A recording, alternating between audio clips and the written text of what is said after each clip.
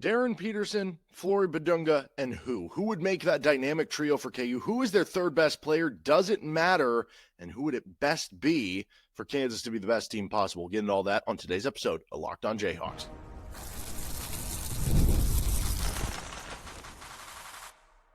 You are Locked On Jayhawks, your daily podcast on the Kansas Jayhawks. Part of the Locked On Podcast Network, your team every day. What is going on? Derek Johnson here at D Johnson Radio on Twitter, and this is Locked On Jayhawks. Thanks for making it your first listen every day.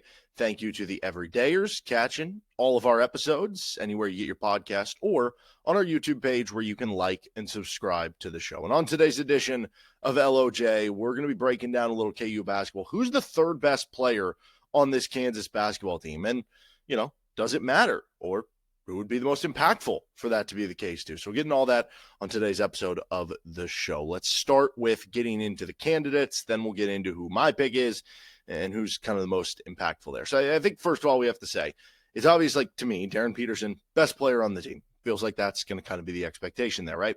I think Flory Bidunga is kind of the guy you look at as saying, okay, he's the Robin to Darryn Peterson's Batman. Like he is going to have such a huge defensive impact on this team, dunking, being an efficient player, rebounding the basketball, just being that defensive menace in general, where I view him as the second best player on the team. Now, is there a world where, if you're talking points per game, Flory Bidunga might not be second on the team, but in terms of pure impact, I view it as Peterson and Bidunga. And I think it's kind of an obvious 1-2 for Kansas in, who are your top two players.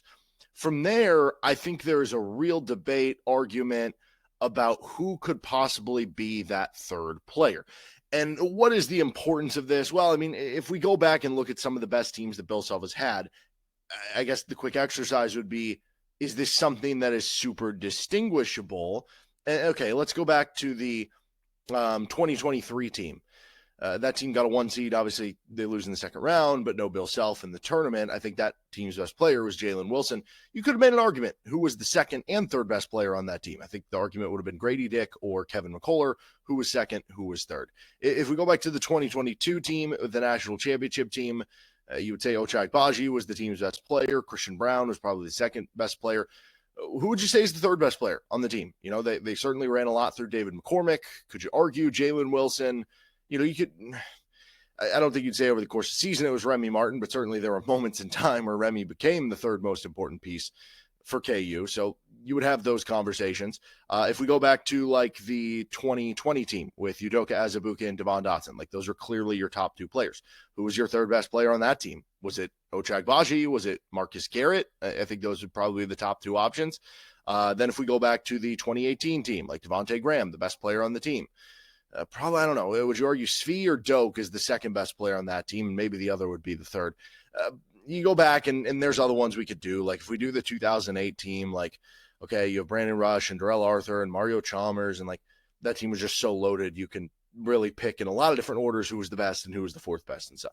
I don't know that there's much importance to it year to year other than the idea of if you have a lot of options for who that third best player is, if it's a lot of good options, that's a good thing versus if it's more of a scenario where, I guess, for instance, last year's KU team, if you were saying who was the best player on last year's KU team, okay, Hunter Dickinson would probably be, kind of the easy answer there. Who would be the answer for the second best player on the team? Was it Zeke Mayo? Was it KJ Adams? Was it DeJuan Harris? It's a little tougher to get to. And then it's even tougher if you get to who's the third best player on the team. And that kind of became a default thing. So what is going to be the answer for this year's team? When we answer that question, who is the third best player on the team? Is it going to be I don't know. I don't really know which option to choose. Or is it going to be man, I don't know which option to choose. There's so many good ones. You see the different inflection there and how that can matter for KU. But I think the candidates for me, I mean, realistically, I would probably look at 4 guys, but I would be open to hearing the pathway for 2 other guys on this year's team. Again, this is just this year's team. We're not talking like long-term. I think the first candidate you have to talk about is Elmarko Jackson. Elmarko Jackson is a former top 25 recruit in the country, a McDonald's All-American who is now entering year 3. Those guys tend to break out. I always think of Wayne Selden as somebody who, didn't have the most efficient, the best first 2 seasons at Kansas, broke out in year 3 and was one of the best players in the conference. Now, Elmarko has the the different part of it that Wayne Selden didn't, and that he missed a full year, so that's less experience to have, and that he had, an injury that he has to overcome coming off of it. So maybe we end up seeing more of the Elmarko breakout next year. But certainly Elmarko is somebody that I'm highlighting that we already know from his freshman season, he was a really good defender. I mean, he rated over the 90th percentile on some of the defensive numbers on Synergy that freshman season. He had all the athleticism in the world. The biggest things that were harping on Elmarko Jackson in his first year was just kind of the game felt a little fast for him, and the shooting didn't come around quite yet, right? Can some of those things, by being around the program longer, can the game slow down for him? And can the shooting with a year off, or maybe you're not able to run around a bunch when you tear your Achilles or patellar, I forget the injury, you're not able to run around a lot, you can maybe take some set shots. Like I remember Dwight Colby, the year he was out for Kansas, like I would just see him walk around the perimeter before games and just like launch threes and stuff. So maybe that's possible, but he would certainly be one in that conversation. I think Tre White is a very interesting one because he is, jack of all trades. He can do a lot of different things. Very good rebounder. He can be a plus defender on this team. He can hit some open shots. He can do a little bit of creation from that forward position. I think there's also an argument to be made with Tre White that he has the scarcity of position, that there's not a lot of other true wings on this roster. And so in the conversation of who's the best, you also divvy into what's most valuable versus what is the best. Those can be kind of different conversations. Sometimes they can come together as one. Jayden Dawson would be another possible option, I guess you would say. Dawson is somebody who could wind up being the best three-point shooter on the team. Dawson is somebody who is seen as a plus defender and can really make that value impact, especially with the three-point shooting. Question there, is he going to end up starting? Melvin Council is an interesting one because the efficiency is not there, but you're talking about what could end up being the best perimeter defender on the team, and he's a great athlete that should help you really get out in transition, and he is somebody who's not shy to be able to create his own shot and score, and that's a good thing that you want as a college basketball team. Those are the four main ones that I think are in conversation for this. Now, if we want to look down the pathway of could you make the argument for Paul Mbia, it's hard because you could, going back to last year's team, you could actually make the argument that Flory Bidunga was the second or third best player on last year's KU team. But just because he was the backup center, it kind of limited it. So and I guess in that same vein, like the UConn team in 2023, if Adama Sanogo was their best player, I mean, you could, again, have arguments for who their second best player was. You could make the argument it was their backup center with Donovan Clingan. Now, is that going to get limited and that argument going to be tough because the minutes are going to be limited? Yes, to both of those things. But you could see a world where Mbia comes in and is this stud shot blocker and rebounder and dunker. And it basically continues to where the interior dominance that we're hoping Flory can have, that when Paul Mbia is on the floor in for Flory, that just continues, and it basically allows you to have that level of play at the center position no matter what. Now, he's a bit more of a raw prospect, wouldn't necessarily be my pick, but I can see the pathway to getting into that conversation.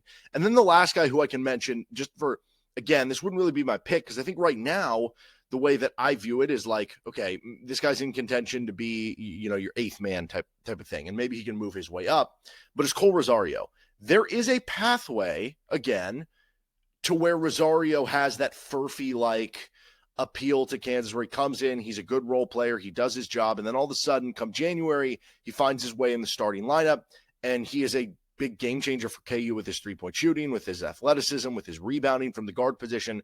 And there were some, draft pundits on social media who really like Cole Rosario as soon as the 2026 draft. Now, I remember guys like Elmarko Jackson for the what would that have been at the time, 2024 NBA draft. And obviously some guys end up taking longer. And that's kind of how I lean toward it going with Cole Rosario. But you have to at least be open to the pathway that could that be an option for KU? So really 6 guys. I want to focus more on the 4, though. Who would be my pick in terms of, I guess, who would be most valuable, what would be most impactful for the team, and who I think just the best raw player would be. Let's get to that next. This is Locked On Jayhawks. Today's episode of Locked On Jayhawks is brought to you by 5 Hour.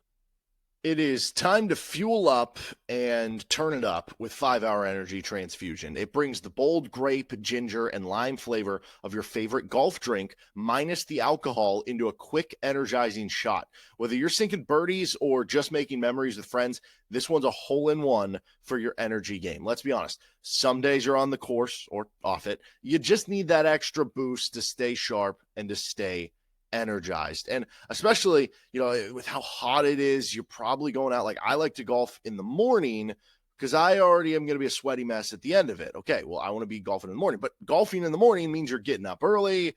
You might be a little sluggish, and golf is all about the good times with good people and good flavors, of course. The grape ginger lime flavor gives you the best parts of your clubhouse go-to without chasing down that bev cart, and that if you are getting up early in the morning to kind of beat the heat, boom, you got that energy and caffeine. If you go to 5hourenergy.com today, that is the number 5, ourenergy.com, you can use my promo code LOCKEDONGOLF to receive 20% off your order. This offer is only valid until September 30th on one order and cannot be used with other promotions. The code is not good on subscription orders. Whether you're meeting up with friends or trying to turn 18 holes into 36, get the energizing boost you need to power through. Order transfusion flavored 5-Hour Energy shots today. Thanks for joining us on this episode of Locked On Jayhawks. And don't forget, you can check out Locked On College Football or Locked On College Basketball for your second listen every day.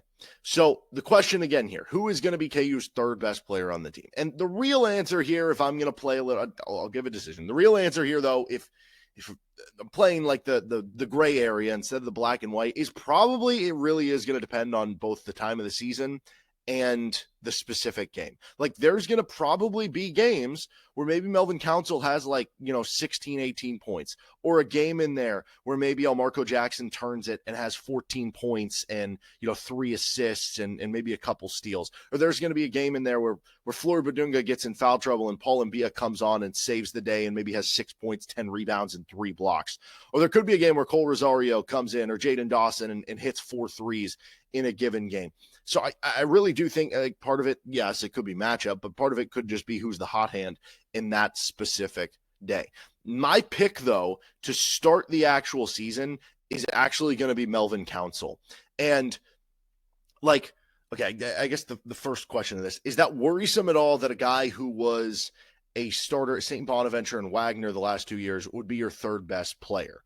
Well, I mean, yes, you ideally would like to have, for instance, a Darian Williams that slides everything to where your best 3 are a little bit more appealing. But if your best player is as good as Darryn Peterson is, and your second best player is Flory, who I do think is somebody that I view as having All-American chances at the end of the year, all Big 12 chances at the end of the year, then it can be okay. And especially because you're talking about the depth, kind of 3 through 8, might be similar to where, okay, even if the other team has a better third player, you probably have a better first player. And your 6th player might be better than their 6th player. I think that's going to be the idea here.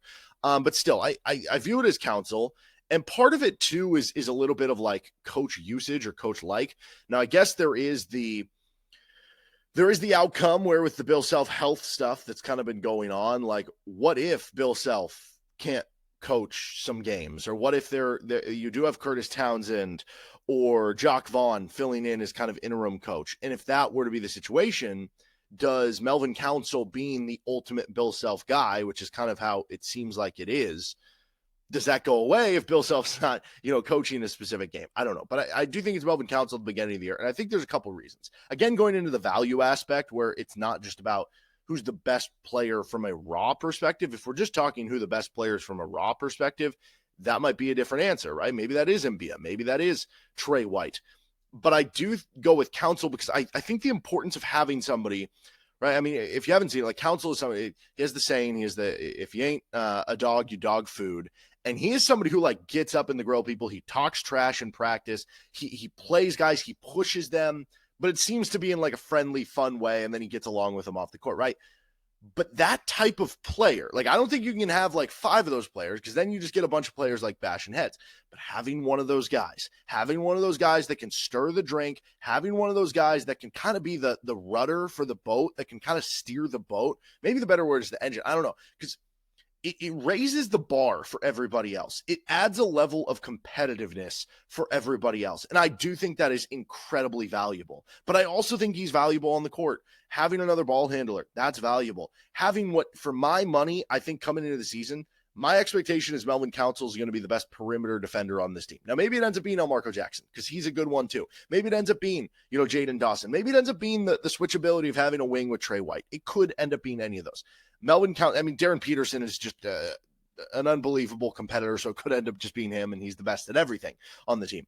But I think Melvin Council is kind of my pick for that.